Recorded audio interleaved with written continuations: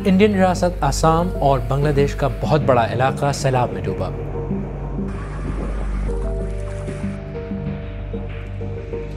पाकिस्तान में एक ही वक्त में कहीं आउट ऑफ सीजन बर्फबारी, कहीं खुशहाली और कहीं सैलाब से तबाही।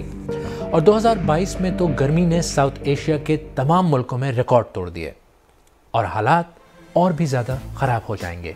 अब आप सोचें, पानी आपके घर तक पहुंच रहा है, शदीद मौसम यानी सख्त गर्मी या सर्दी आपकी जान अजाब करने वाली है। क्या आप और आपका मुल्क इसके लिए तैयार हैं?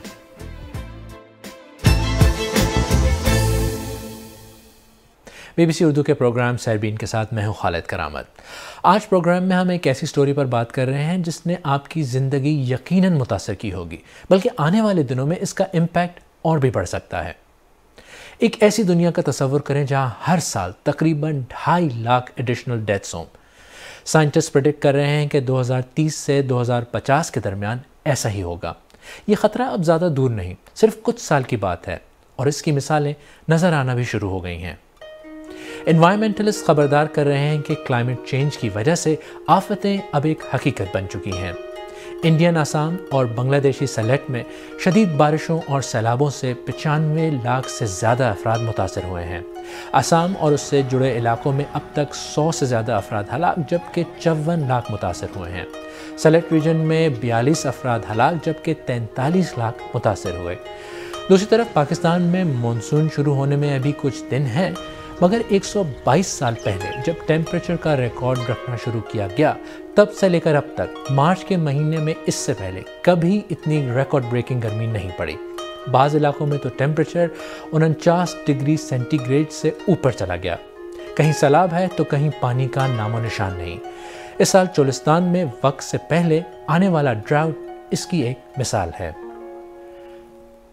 मौसम की ये एक्सट्रीम्स लोगों की ज़िंदगियों में एक बहुत बड़ा मसला बन रही हैं। अगर आपको लग रहा है कि ये बस एक और वीडियो है जिसमें कुछ ऐसे लोगों की कहानी होगी जो बदकिस्मती से मुतासिर हो रहे हैं और आपके इलाके में ऐसा कुछ नहीं होगा, तो शायद आपको एक बार फिर सोचना पड़ेगा। आइए यासिर खान से मिलते हैं जो खैबर पख्तूनख्वा में रहते हैं। बार बार सैलाबों ने उनकी ज़िंदगी भी मुश्किल बना दी है। जिस जगह पर हम खड़े हैं ये हमारा घर था, ये सैलाब की पानी की वजह से गिर गया और ये पीछे भी जो घर आपको नज़र आ रहे हैं तो ये सारे भी जो है गिर गए थे पानी की वजह से। लेकिन कुछ लोगों ने जो है कंस्ट्रक्शन कर ली और कुछ जो है अभी भी बाकी है। घर का सामान भी पानी में चला गया था सारी, और माल मवेशी भी जो है वो भी सारा चला गया था सैलाब में और काफ़ी नुकसान हुआ था हमको। हमने फिर इधर से नकल मकानी की। इस दफ़ा भी काफ़ी बारिश हुई थी और हमने जो है घर का सारा जो सामान था और वो इधर से हमने शिफ्ट कर दिया अगले जो घर है हमारा पखा गुलाम में, और बच्चों को औरतों की भी हमने जो है अगले घर में शिफ्ट कर दिया। जब सैलाब आता है तो पूरे गांव में कलबली सी मच जाती है और बस ये दीवार बनाए आज से तकरीबन 4-5 साल पहले, लेकिन ये महदूद है, इसको और भी ज़्यादा लंबा होना चाहिए ताकि ये गाँव है, ये कब्रिस्तान है, ये जनाजगाह है, ये घर, ये सारा जो है सैलाबी पानी से महफूज रहे। ख़तरा है कि अगले 20 साल में average global temperature 1.5 degree centigrade से भी ज़्यादा बढ़ जाएगा। पहले ही बढ़ते ग्लोबल टेम्परेचर की वजह से नेचुरल डिज़ास्टर्स में इजाफा हुआ है। आप ख़बरों में देखते रहे होंगे फिलीपाइंस के फ्लड, इंडोनेशिया में सुनामी, जापान के सैलाब, और इस तरह के नेचुरल डिज़ास्टर्स बढ़ते ही जा रहे हैं। आसाम इस वक्त ऐसे ही सिचुएशन फेस कर रहा है। बाबुल अली मेरी और आपकी तरह एक नॉर्मल ज़िंदगी गुजार रहे थे कि सैलाब की वजह से सब कुछ तबाह हो गया। अभी तो हालत तो बहुत बुरा है हम लोग का।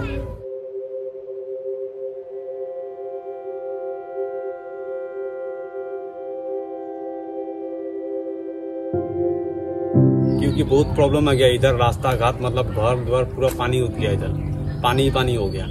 मतलब खाना भी नहीं मिल रहा अच्छा तरह, इधर राशन भी नहीं मिल रहा है। अगर सरकार ने कोई मतलब मदद करे तो अच्छा होगा हम लोग का आदमी का। अभी तो 3-4 दिन हो गया हम लोग का, मतलब पानी भर गया था। मतलब किसी तरह उधर में घर में रहा, मतलब सामान तो उधर ही रह गया हम लोग का। मतलब किसी तरह मतलब बीवी बच्चों को लेकर के मतलब उधर से भाग गया हम लोग। अभी ऐसे ही कहीं पे मतलब नजदीकी मतलब किसी में हवाई रोड में किसी को मतलब ऊपर ही भेल का ऊपर ही मतलब नाव का ऊपर ही रहना पड़ता है। बात अब जहां तक पहुंच गई है वो तो आपके सामने है, लेकिन आगे आने वाले दिनों के लिए जो वार्निंग्स हैं वो बहुत डिस्टर्बिंग हैं। एशिया में बाकी दुनिया के मुकाबले में सबसे ज़्यादा साहली शहर है और हर साल समंदर की सतह 3.2 मिलीमीटर ऊंची हो रही है और इसलिए एशियन कोस्टल सिटीज़ को सबसे ज़्यादा ख़तरा है। सन 2050 तक एशिया में एवरेज टेम्परेचर बढ़ने का खदशा है। इसका सबसे ज़्यादा असर पाकिस्तान, बांग्लादेश और इंडिया पर पड़ेगा। नेचुरल डिज़ास्टर्स की वजह से जिन मुल्कों को सबसे ज़्यादा ख़तरा है, पाकिस्तान 181 मुल्कों की उस लिस्ट में 19वें नंबर पर है। ये डेटा पाकिस्तान के लिए एक वाज़ेह वार्निंग है। एक्सपर्ट्स पाकिस्तान को काफ़ी अरसे से ये बात बताने की कोशिश भी कर रहे हैं। क्लाइमेट चेंज की जो लेटेस्ट रिपोर्ट है उसमें देखिए पाकिस्तान को 2 रीजन्स में रखे गए हैं। एक है साउथ एशिया, जनूबी एशिया, और दूसरा जो है साउथ वेस्ट एशिया। ये दोनों ही रीजन्स में जैसे कि क्लाइमेट के इम्पैक्ट्स, जैसे कि ये जो हीट वेव है या फिर ज्यादा बारिश होना और फिर सूखा ड्राउट होना और उसी तरह से बर्फ पिघलने के कारण से जो लैंडस्लाइड्स या पहाड़ी नीचे आना, ये सब इम्पैक्ट्स दिखाए गए हैं और ये बताया गया कि ये पिछले कई सालों से बढ़ता ही जा रहा है और बदतर बनता जाएगा। और यूएन का एक डेटा है, उसमें यह बताया गया है कि पिछले 20 साल में तकरीबन 175 जो है वेदर रिलेटेड डिजास्टर्स हुए हैं पाकिस्तान में और उसकी वजह से तकरीबन $4 बिलियन की नुकसान हुआ है। वर्ल्ड बैंक के मुताबिक साउथ एशिया में तो टेम्परेचर पहले ही हद पार कर चुके हैं। ये तो काफ़ी क्लियर है कि पाकिस्तान ऑलरेडी क्लाइमेट चेंज की वजह से इफेक्ट हो रहा है और सूरत हाल आगे चलकर और ज़्यादा ख़राब होगी। लेकिन क्या पाकिस्तान में अथॉरिटीज़ इस बारे में सीरियस हैं?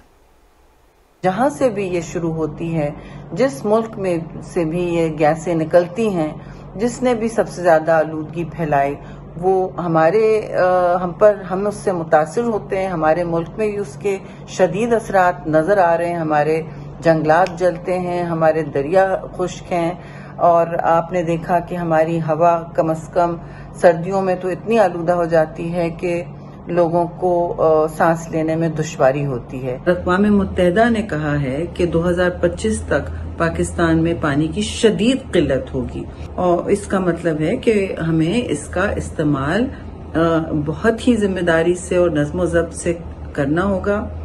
चाहे पाकिस्तान और कुछ हमसाया मुल्क क्लाइमेट चेंज के लिए इतने ज़िम्मेदार ना भी हों, लेकिन उन सबको इसका बहुत भारी नुकसान हो रहा है। शदीद गर्मी और सैलाबों से लोगों को सख्त ख़तरा होगा और बहुत सी ज़िंदगियाँ आने वाली आफात से शदीद मुतासिर होंगी। गुर्बत और भूख में इजाफा होगा।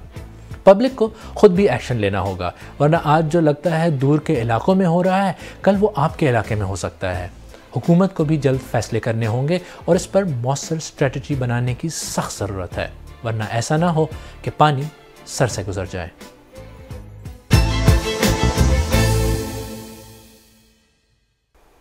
अगर आपको हमारा प्रोग्राम पसंद आया तो हमारे YouTube चैनल को सब्सक्राइब करें, बेल आइकॉन पर क्लिक करें और प्रोग्राम का लिंक अपने दोस्तों के साथ फेसबुक, ट्विटर, व्हाट्सएप वगैरह पर ज़रूर शेयर करें।